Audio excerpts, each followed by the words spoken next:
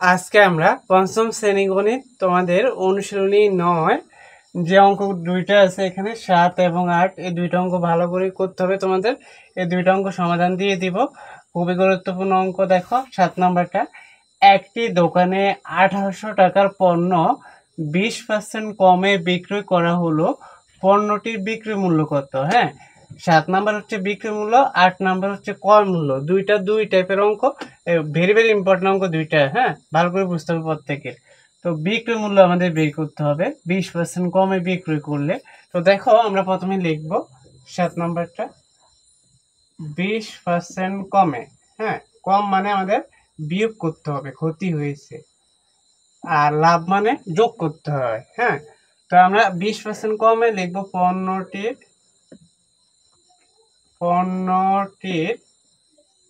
বিক্রয়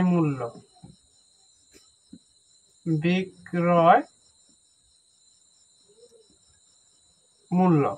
তাহলে দেখো 5% মানে হচ্ছে 100 আর 20, তাহলে আমরা 20 বিয়োগ করব, কারণ এখানে কমে বলছে, আর বেশি বললে যোগ, লাভ বললে যোগ। তাহলে আমরা এখানে টাকা লিখবো। তাহলে দেখো 100 থেকে 20 বিয়োগ করলে হবে 80 টাকা। 80 টাকা। তাহলে আমরা এখানে 20% কমে পণ্যটির বিক্রি মূল্য 80 টাকা পেয়ে গেলাম। এখন বিক্রি মূল্য হচ্ছে এখানে 80 টাকা, বিক্রি মূল্য 80 টাকা, তাহলে ক্রয় মূল্য হচ্ছে 100 টাকা। ক্রয় মূল্য কত হবে? 100 টাকা। এখন আমাদের বলছে বিক্রি মূল্য বের করতে। তো আমরা জানি যেটা বের করতে হয় ওইটা ডান দিকে থাকতে হয়, এদিকে থাকবে ডান দিকে।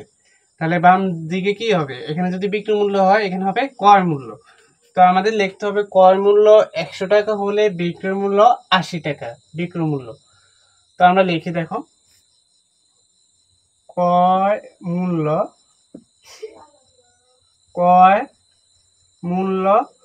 100 টাকা হলে, এটা হচ্ছে ক্রয় মূল্য, এটা এখন বিক্রয় মূল্য 80 টাকা। ক্রয় মূল্য 100 টাকা হলে ক্রয় মূল্য 100 টাকা হলে বিক্রয় মূল্য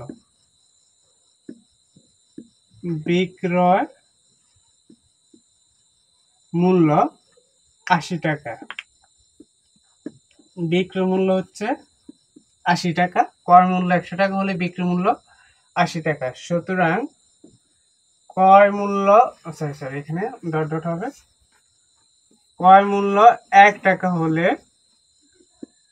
বিক্রয় মূল্য, এখানে 80 হবে উপরে আর 100, এই 100 হবে নিচে, এখানে যা থাকবে তা উপরে হয়। হ্যাঁ, সুতরাং ক্রয় মূল্য 1800 টাকা হলে, 1800 টাকা হলে বিক্রয় মূল্য, তাহলে দেখো 80 আর এই 1800 উপরে হবে, 1800 আর নিচে হচ্ছে 100 টাকা। তো দেখো 100 কে 100, 18 100, 1800, 18 100, 1800। তো এখন আমরা 80 আর 18 গুণ করতে হবে। 80 গুণ হচ্ছে 18। তো আমরা এখন টাকা লিখবো, টাকাটা কয়েকের কা। তাহলে দেখো এখন আমরা গুণ করব, 80 গুণ হচ্ছে 18। তো দেখো 8 শূন্য শূন্য, 8 8 66, এক ঘরের জন্য একটা শূন্য, 1 শূন্য শূন্য, 8 1 8। এখন যোগ করতে হবে, দেখো 0 4 8 6 14, তাহলে 1440 টাকা। তাহলে আমরা এখানে বিক্রয় মূল্য কত পেয়ে গেলাম? 1440 টাকা। তাই এখন উত্তর লিখতে হবে, উত্তর 1440 টাকা। তো দেখো আমি আবার তোমাদের একবার বুঝাই দিই। প্রথমে লিখবা 20% কমে পণ্যটির বিক্রয় মূল্য 100 থেকে 20 বিয়োগ করবা। 100 পাইছি কারণ পার্সেন্ট থেকে, তো এখানে 80 টাকা হবে। তো আমাদের যেহেতু বিক্রয় মূল্য বের করতে বলা হয়েছে, তাহলে বিক্রয় মূল্য ডান দিকে থাকবে। তোমরা লাইন সাজাবা যেভাবে, ক্রয় মূল্য 100 টাকা হলে বিক্রয় মূল্য 80 টাকা, ক্রয় মূল্য 1 টাকা হলে বিক্রয় মূল্য 100 ভাগের 80 টাকা, আর ক্রয় মূল্য এই যে এখানে 1800 টাকা হলে বিক্রয় মূল্য হবে, এখানে আমরা কাটাকাটি করেছি 1 100 100, 18 100, 1800, 18 100, 1800। তো এখন 80 আর 18 গুণ করলে হবে 1440 টাকা।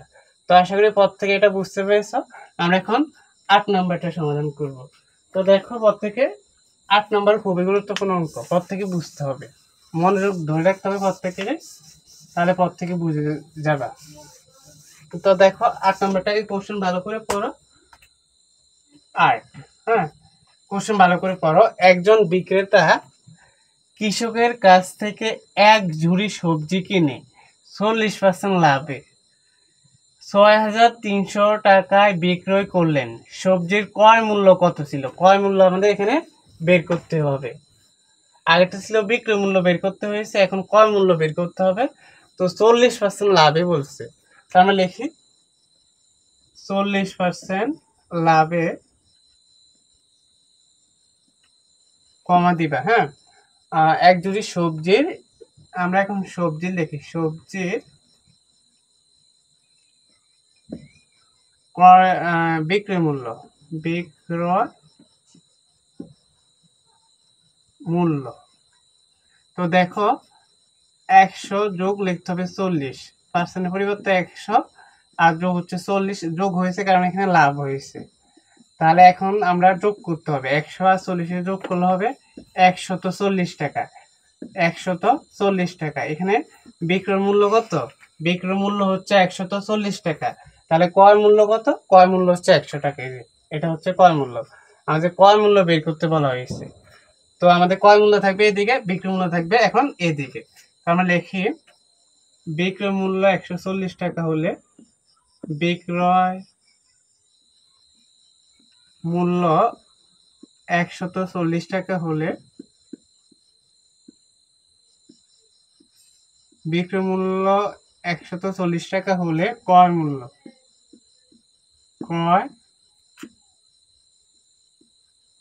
ক্রয় মূল্য হচ্ছে 100 টাকা। যেটা বের করতে হবে ওইটা ডানে থাকবে। তো এখন আমরা লিখবো সুতরাং বিক্রয় মূল্য 1 টাকা হলে ক্রয় মূল্য দেখো 100 হবে উপরে, 140 হবে নিচে। এখন লিখতে হবে সুতরাং বিক্রয় মূল্য 6,300 টাকা হলে ক্রয় মূল্য 100 গুণ হচ্ছে 6,300 হবে উপরে, আর নিচে হচ্ছে 140 টাকা। এখন দেখো আগেরটা কাটাকাটি সহজ ছিল, এটা একটু কঠিন হবে, কাটাকাটি একটু কঠিন হবে। হ্যাঁ, তো দেখো এখানে আমরা কাটাকাটি করি, 10 ধরে কাটি, 10 10 100, আর এখানে 14 10 140 নাকি। তারপরে দেখো এখন আমরা 7 দ্বারা কাটবো এটাকে, এটাকে 7 নম্বর তো আমরা পর থেকে জানি, 7 দুগুণে কত? 14। 7 দ্বারা কাটতেছি, 7 দুগুণে 14, আর এখানে 7 নং কত? 7 নং হচ্ছে 63। এই যে 7 দুগুণে 14, 7 নং 63। কয়টা শূন্য এখানে আছে? 2টা। আমরা এই 2টা শূন্য এখানে বসিয়ে দিব। আবার বলি তোমাদের, পর থেকে একটু মনোযোগ দিবা। প্রথমে আমরা কাটছি 10 দ্বারা, 10 10 100, আর 14 10 140। তারপর আমরা আবার 7 দ্বারা কাটতেছি, 7 দুগুণে 14। হ্যাঁ, আর 7 নং 63, এখানে 2টা শূন্য, এই 2টা শূন্য দিয়ে দিবা। আবার দেখো 2 একে 2, 5 দুগুণ হচ্ছে 10। এখন নিচের একের কোনো দাম নেই, তো আমরা 5 আর 900 এখন গুণ করলে হয়ে যাবে, তাহলে অ্যান্সার আমাদের বের হয়ে যাবে টাকা।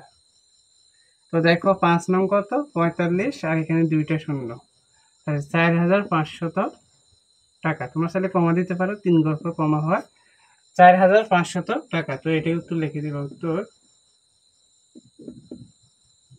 4,500 টাকা। তো আমরা প্রথমে করলাম এখানে 40% লাভে সবজির বিক্রয় মূল্য, যেহেতু লাভ তাহলে 100 যোগ হবে 40, 140 টাকা।